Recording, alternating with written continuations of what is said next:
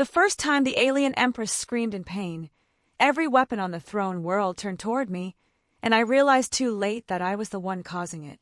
Not by choice, not by violence, but by survival.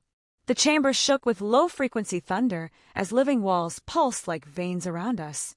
Light bent strangely here, refracting through crystalline growths that hummed with alien thought. I stood alone at the center of the Hall of Convergence, a human heartbeat echoing inside a place never meant to hear one. And on the throne, if it could be called that, sat Empress Syrinx of the Varelian Continuum, ruler of 1,000 systems, her form tall and radiant, eyes like twin collapsing stars. Her gaze locked onto mine. I should have knelt. I should have begged. Instead, I froze, because I knew the truth no one else in this chamber did. If I failed her now, humanity would be erased, not by war, but by mercy. And that was only the beginning. They brought me to Syrinx as a curiosity at first. A human envoy, plucked from a dying Earth whose skies were choked with orbital wreckage and whose oceans boiled from ancient weapons we no longer remembered firing. I was a systems engineer, not a diplomat. But I was also one of the last humans who could feel pain without neural dampeners. The Varelians found that fascinating.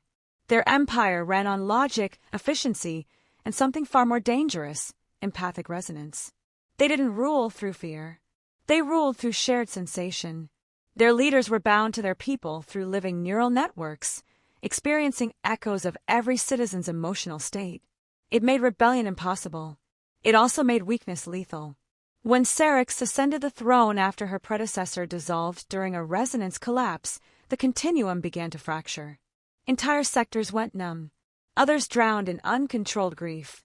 The Empire needed a stabilizer, someone who could anchor sensation without being consumed by it. That someone, impossibly, was human. Specifically me. What I didn't know then was that humans weren't chosen for our intelligence or resilience. We were chosen because we broke. And that terrified them.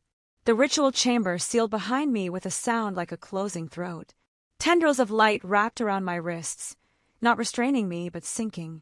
Data poured into my nervous system, emotional spectra, planetary scale moods, the psychic weight of trillions of lives.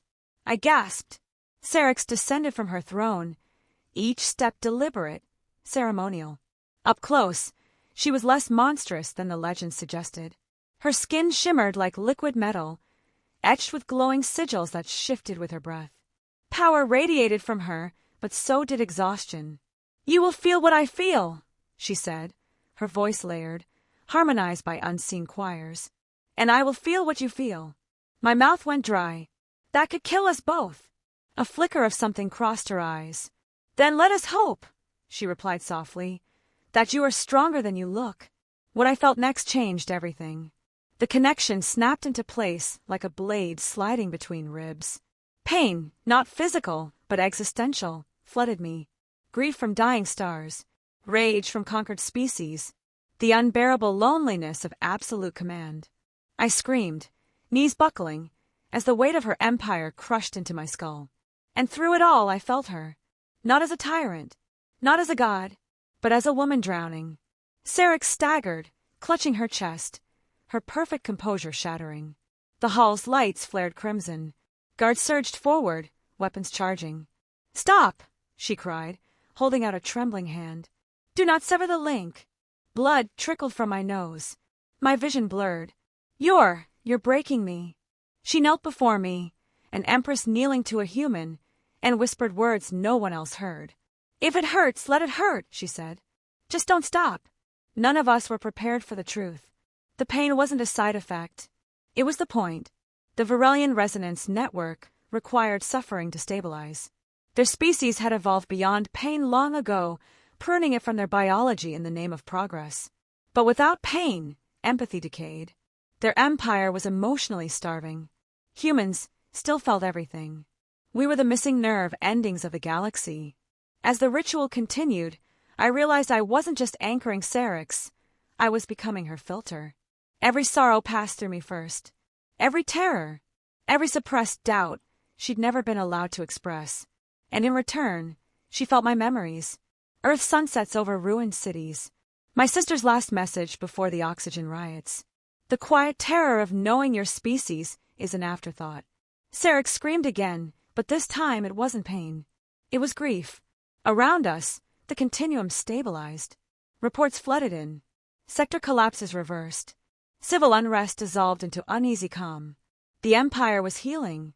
At my expense. But that was only the beginning.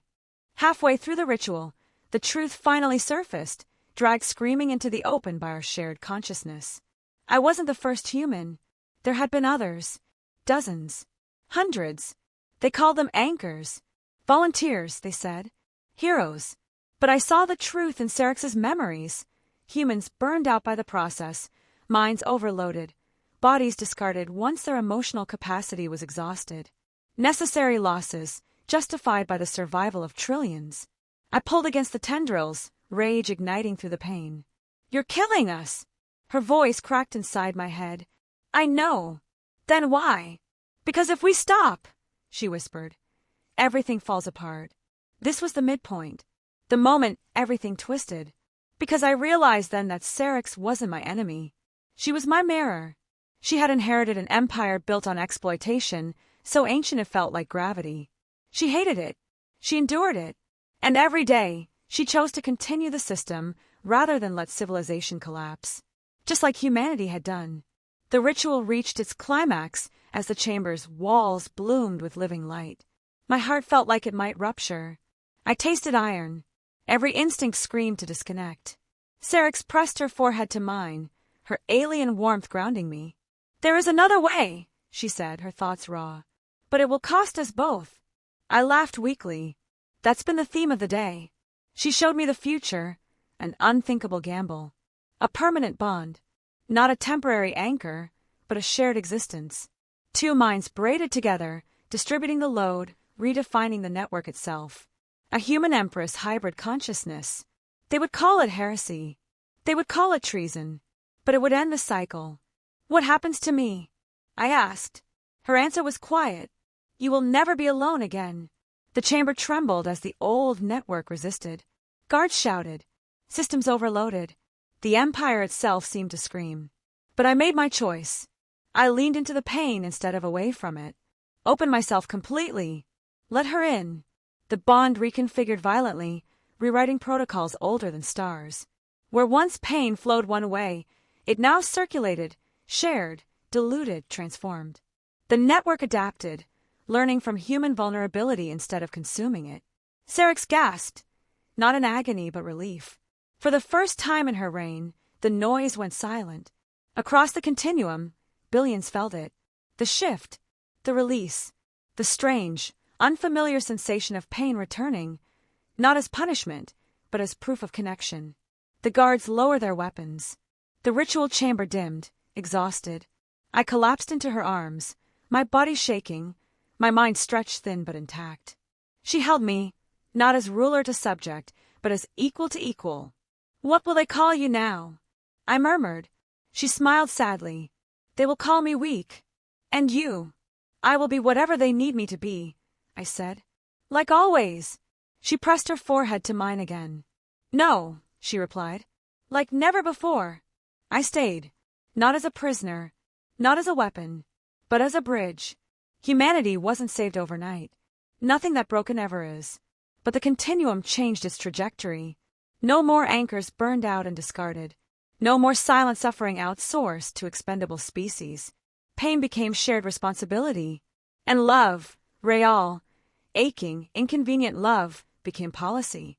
Sometimes, when the weight grows heavy, Sarek still whispers those words to me, her voice no longer afraid. "If it hurts, let it hurt," she says. "Just don't stop." Because now, when the galaxy screams, it screams with us. And for the first time, it heals.